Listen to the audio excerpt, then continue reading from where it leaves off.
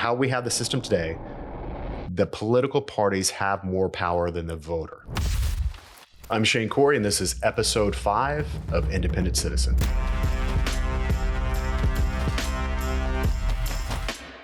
In this episode, I wanted to go back to the theme of the show, the overall theme of the show, which is Washington's farewell address. And he spoke of the baneful effects of the spirit of the party. Back when Washington was serving as a first president, we didn't have political parties yet. We had what developed as the anti-administration and the pro-administration. So it was factions. And when they referred to anti or pro-administration, it wasn't even about George Washington. It was about Alexander Hamilton, who was Secretary of the Treasury at the time, and opposing his policies. And I think in the first Congress, the political parties didn't exist. By the second Congress, they emerged. Washington had the anti-administration faction and the pro-administration faction, again, based upon their opposition or support for Alexander Hamilton, who was Secretary of the Treasury. The anti-administration faction broke off and by the second Congress formed the Democrat-Republican Party, which was one of the first political parties. And the pro-administration broke off. Let's say pro-establishment faction broke off and formed the National Republican Party. Not the National Republican Party that exists today, which is the Republican National Committee, but the first form of it, which really didn't last that long. It lasted about 10 years. And then they split off, and you had both factions get broken off into the Whigs. The Whigs eventually became what is the Republican Party today. So in essence, the origins of both the modern day Democrat Party and the Republican Party form from the same group of people, just differing factions, which makes kind of sense. But the whole reason why George Washington committed so much time in his farewell address to warning us about those baneful effects of the spirit of the party, which is really, when he refers to spirit of the party, he's talking about the negative effects of blindly following a group, a faction, in this case, a political party. Think of it in terms of sports. You have your, with the Super Bowl, for instance, or NFL, basketball, baseball, you have your supporters of the team, typically based upon geography. Not necessarily the case anymore. You have Patriots fans all over the place. You have Buccaneers fans all over the place. But you have your fair weather fans that is based upon performance, and you have your diehard fans that regardless of what happens, they're always going to support the Redskins or whomever. So think of it in those terms, but in a way that affects our everyday life and the passion that goes beyond that. So whenever you have that spirit ignited, typically it's not a good thing. It ends in, as Washington warned, occasional riot and insurrection, which we've seen. So in this episode, I wanted to really dive into what America's history with independence is. So with those who have been elected as an independent, not independents, those who have actually bucked the party system, gone into elected office without the support of a political party, without their ballot line, literally running for office and winning, free from any party affiliation. And if you go back, aside from that very first Congress, throughout our history, going back to the second Congress on, the number of United States senators that have been elected to office as an independent, how many do you think over the few hundred years? 6. That's it. In the House of Representatives, we've had 9 Americans that have ever been elected to office as independents. And I just want to briefly go down the list because you'll kind of see the pattern here. For the Senate, you had David Davis, 1877, 1883, one term. George Norris, one term. John Miller, same thing, one term. Harry Byrd actually did 2 terms as an independent, was first elected with a party, and that was in the 70s, 1970 to 83. And then you have 2 actually sitting senators that are in Congress today that were elected as independents. You have Bernie Sanders and you have Angus King. Most people have heard of Bernie, not Angus King. Angus King is known, he's a senator from Maine, and he's known as the ideological center of the Senate. He voted with the Trump administration, I believe, 38% of the time, voted with Democrats maybe 43% of the time. And he was able to address each issue based on its own merit rather than what the party whip would tell him to do. And that's exactly kind of what happens when you're elected to office is you are figuratively whipped into submission for every single vote that occurs. The party will come down and say, you have to vote yay or nay on this issue. This is how the party's going to vote. If you deviate from that, we want to talk to you about it. We want to see how we can change your vote to match the party line. And majority of the votes today, I would not necessarily the majority, but many votes that occur today happen without debate because it is known it's going to be a party line decision. So they skip the debate altogether, go straight to a vote, and you have a partisan line that's drawn that doesn't serve the American people. It is simply the partisan interest. So and I'll get into, dig a little bit further into that in a minute. But in Congress, again, the history there, in the altogether throughout history, 9 members of Congress have been elected to office as independents. 1, 2, 3, 4, 5, 6, 7 of those were all in the late 1800s, and they all served, except for Emory Spear, 1 term in office. Emory Spear served 2 terms. There's a reason for that. In 1913, you had Bill Cant serve 2 terms, and then again, you have a familiar name, Bernie Sanders, was elected to Congress as an independent.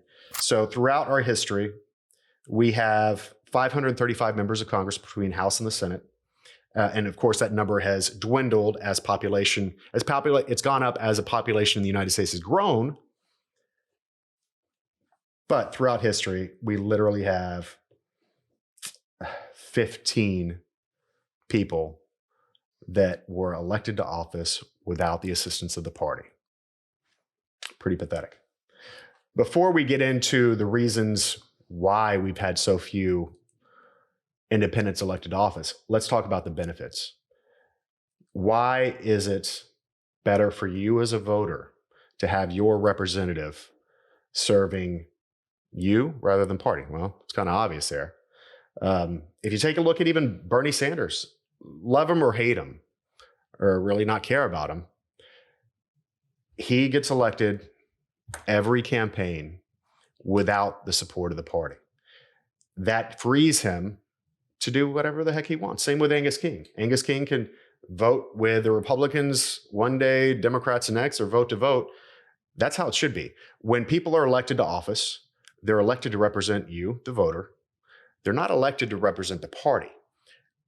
Now, we've gotten it twisted over the years, and that we assume that if they're representing the party, they're representing me, and that's not the case. Take a look at, if you're a Republican, take a look at Obamacare. Republicans were in power for a significant number of years under Paul Ryan. They ran for office, raised hundreds of millions of dollars saying they're going to get rid of Obamacare. They're going to take that burden off the budget, off the taxpayer, get insurance costs back to a reasonable level. Never happened. Never happened. It's because they were in bed with both the insurance industry and the medical industry and a few other industries as well, which were just booming because of the benefits from Obamacare.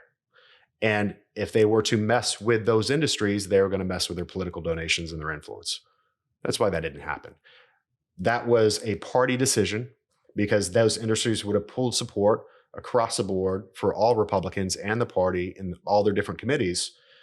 So rather than below that support, they decided, let's just play a game with it. And that went on for years and years and years and years and years. That's just one example. This happens on nearly every single issue out there.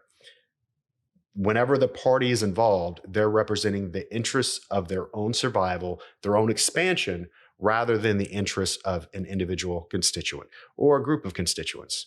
It's obvious. And whenever a politician is elected with party resources, they have no choice but to fall in line. If you don't fall in line, many things happen. You don't just lose campaign dollars, you don't lose financial support.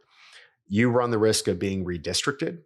If they see you as a threat to their votes, their share of power, they will literally redraw the lines, and Democrats and Republicans will work together to get rid of independent and totally get rid of you. So there's so many different things going on that enables the party to kind of control the votes and drive out an independent. And that's why, of all those names I've listed, 90% of them only served one term. They got in and then they were pushed out. They didn't switch parties. They literally could not win again. So, that's a telling story if you look into the specifics of every case there. But that's something we can get down to and drill down to in other shows. Now, let's talk about why independents can't get elected. I'm familiar with this. I ran the Libertarian National Party for 4 years as their executive director during my Don Quixote days, where my hair was on fire to change things. I had the opportunity to do it through the nation's third largest political party, and I gave it a shot. And it was educational, but very frustrating, and that the hurdles that are put in place of both independents and third-party candidates are extraordinary. So the number one reason why, I wouldn't say it's the number one reason, but it's a starting point of why we don't have independents or actually no modern third-party candidates have ever been elected. So from the Libertarian National Committee, there's never been a libertarian elected to Congress with the Libertarian National Committee. Green Party, same thing. The reason for that is what's called ballot access laws. So every state has the ability to control their own rules on who will appear on the state ballot. Some make it extraordinarily difficult to get on the ballot. Others, like Florida, you can have fairly easy access if you just pay a small filing fee. Others, like the state of Oklahoma, you have to go and petition within a short window, collect a ton of signatures within your district only, wherever you're running. And I believe the rule at least used to be, they may have changed it, but you had to use petitioners only from those districts as well. So you couldn't hire outside help, which made it nearly impossible to get on the ballot. And if you didn't make it onto the ballot, you think, oh, well, I'll just do a write-in campaign. In Oklahoma, nope, can't do a write-in campaign. So typically, when Oklahoma voters go to the ballot box, they have a choice between a Republican or a Democrat, or they can go the hell home, because you can't even write in a candidate in that state. So it's across the board. It's just a mishmash of all these different rules. And in the end, an independent or third-party candidate has to spend an enormous amount of money to get on the ballot. With the Libertarian Party, when I was running it, we'd have to spend $300,000, $400,000, $500,000 to get the presidential candidate on the ballot in all 50 states, which was difficult to meet that threshold. Typically, it was 48 states, something like that. We didn't bother with DC, but it was a hurdle. And with limited resources off the bat, that's a huge chunk of money. That's like fighting your way onto the battlefield to then engage with the enemy. So it's an uphill battle. Ross Perot was the exception to that. Ross Perot ran in 1992 and 1996, initially as an independent candidate, and then 96, he had formed the Reform Party by then and ran under that banner. Perot was an incredible businessman, and he also had a number of loyal former employees, retirees, that literally went around the country and in RVs and petitioned nationwide for him. And he kind of had this mobile army that went out and got the job done for him, which was extraordinary. And it showed kind of his personal character to develop such a following. So that was an exception. And that was in modern history, one of the most successful third-party races ever. Number two, back to why do we have so few independents and even third-party candidates throughout history? Media and debates. Today, the media, if you're running as an independent, as you're running as a third-party candidate, you're pretty much written off. They automatically assume you don't have the resources unless you're self-funding. If, say, Michael Bloomberg had decided to run as an independent, the media would have given him attention because, well, he's going to spend tens of millions of dollars on all the different networks to make that happen. And so media will pay attention to the candidates where they're going to get the money from. And we're talking really broadcast, cable media. Even journalists, I would say, will be swayed by that, but more so you'll see it on television, where that's where you're going to get the daily feed of any kind of race. The second, I put these together in the number 2 spot. So it's media and debates. On the presidential level, and this does trickle down to the Senate. Actually, it trickles down to pretty much all levels of elected office. If you are independent or third party candidate, you're pretty much excluded from debates. The last time we had an independent debate in the presidential election was Ross Perot in 1992. The only reason he was in the 92 debates was because George H.W. Bush decided, I think it would help my campaign if we included Ross Perot. Big mistake. He lost that year, and lost mainly because of Ross Perot's fiscal responsibility message that went against really what his first term was all about. So that cost him, in my opinion, the election. And since then, nobody has risked including any type of third party in those national debates. And the national debates back before 1988. So the Commission on Presidential Debates, which controls our national debates, didn't come about until 1987, when the heads of the Republican and the Democrat parties got together and say, we want to control everything. Before that, from I think it was 1960 up until 88, the League of Women Voters was the ones who sponsored the national presidential debates. They were fair. They did not allow the parties or the presidential campaigns to dictate the terms of the race, or excuse me, of the debates. And it was actually in the very first presidential debate by the CPD, Commission on Presidential Debates, it was George H.W. Bush against Michael Dukakis. League of Women Voters was sponsoring, they were paying for it, but it was the Commission on Presidential Debates controlling it. And whenever Dukakis and Bush campaigns got together, they signed a memorandum of understanding dictating which candidates would participate and the panelists that would be able to participate and ask questions within the debate. After that, the League of Women Voters pulled their support. And I have the quote here I'd like to read you.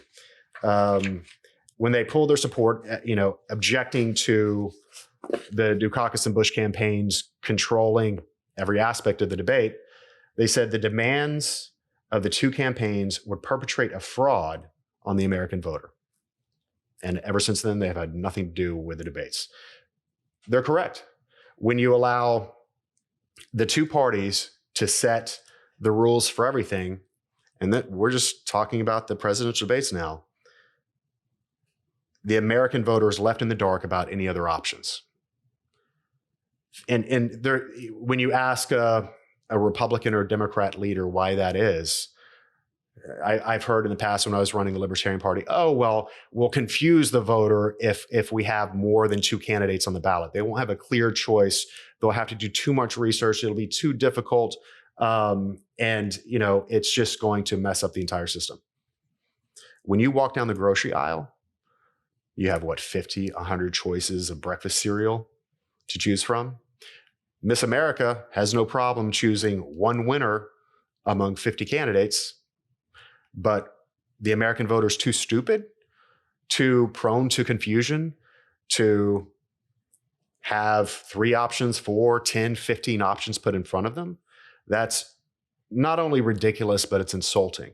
However, the Republican and Democrats get away with this because they control everything. And going back to reason number 1, ballot access, they do it, and that's the reasoning they use for controlling access to the ballot, by only having an R or a D on the ballot with the party name.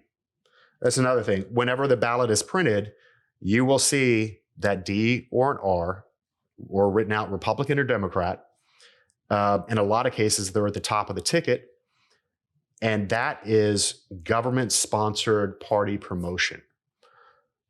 That is something that if we were just able to have nonpartisan ballots, I think that it would have a tremendous shift in the power structure of our country and getting democracy back to its true intent. The Our republic is built on democratic principles where our elected leaders are there to vote and represent our beliefs, being their congressional district, their state, and in the case of the president's, the entire United States. But let's go down to the House of Representatives level, those congressional districts. Each member of Congress is supposed to represent his people. It's not based upon his individual wisdom or his political biases or preferences. He's supposed to be representing the vote and the will of the people. How we have the system today, the political parties have more power than the voter. Once you're in office, it's the parties that sustain you. They get you reelected. That's why our reelection rates for incumbents are through the roof. It has really little to do with the will of the voter. So back to that ballot, get rid of Republican or Democrat, D or R on the printing of the ballot. That'll change things quite a bit. So there's such a web of information and history regarding the influence, power, and impact of political parties that it's hard for the average voter to see past it. And also, really, it has the biggest reason and the third reason why we have so independents and third party candidates elected gets down to what I call the wasted vote syndrome, where candidate C may best represent your values. You may think that's the best personality or the person with the greatest character that you could vote for on the ballot. But you know what? That person's not going to win because he's a third party candidate. He's running as independent. He's not a major party candidate. Therefore, you don't want to throw away your vote, waste your vote on that, fringe candidate. And that's probably, I'd say, the closer as to why these folks can't get elected. This is why we simply can't have a truly democratic system of government, is because it's nearly doggone impossible for anybody but a major party candidate to get elected to office. So, but, in a broader sense, and this is something that Wes, who's behind the camera, and I have been spending a lot of time on a different project, that we have a much bigger problem than the rules, ballot access, the media debates. And that's because we become so ingrained into what George Washington warned us of, that spirit of the party, that the natural inclination of most Americans that are politically aware is, if you hear an opposing viewpoint that comes, say you're on the left, you hear something that is representative of the right or Republicans or conservatives, you automatically reject it. You automatically reject it as racist or white supremacist or whatever the excuse is. You shut down and refuse to think on your own. You fall in line with your party, whether Republican or Democrat, based upon limited information. It's just kind of a naturally ingrained reaction that I say it's been kind of bred into us over hundreds of years now. That's the problem. And I don't, the project again that we're working on is trying to fight through this. And the show is kind of part of this.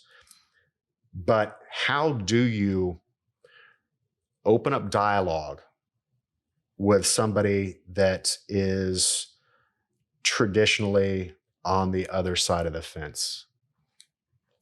It's not easy. Aside from, you have personal relationships with people that may differ politically. How do you talk to somebody in a persuasive manner, not argumentative, but persuasive, so that you guys can sit down and have a debate where you both learn and explore an issue and walk away with, let's just say, an expanded view that will open up issues for change. It's such, we're so polarized at this point in time that that answer evades me. Like I don't know how to get through to people in a way that doesn't come across as combative, as even if you address it in the most reasonable, logical way possible, they're still going to see it as combative. If you come, an issue that we were discussing this morning was student athletes, transgender athletes. So you have specifically women in sports who they sweat, they toil for years, they put in the hard work and the discipline to compete in whatever their sport is, track and field, powerlifting, cycling, what have you. And then a biological male decides he wants to transition and enter their sport and just crushes it, just dominates it. So that one issue alone, if you bring it up, you're automatically going to be polarized between, well, if you think that a trans female should not be able to compete, you're a transphobe. I've even seen them called racist because they take issue with a biological male competing against biological females. And there's no consideration served whatsoever on that female student athlete who has zero chance of competing against a biological male in the majority of cases. So it's not even, giving them the consideration. It is automatically a polarizing issue, and that something must be wrong with you if you don't agree with that. Something, you, again, throwing out the transphobe, the homophobe, all the, ways to define you in a negative way, and vice versa. If you are in support of these biological females competing against other biological females, and somebody comes to you, you have the opposite effect, and you just automatically react in such a shut-off way that you're never going to come to a solution. So let's explore that, and we're going to be exploring that issue and the solutions throughout however long this show goes. I hope you continue watching. I hope I didn't ramble too much, and I hope you tune in for the next episode. But in the meantime, if you could like the show, I'd really appreciate it. And if you could subscribe, then you'll get that alert for the next one. Thanks so much for joining us.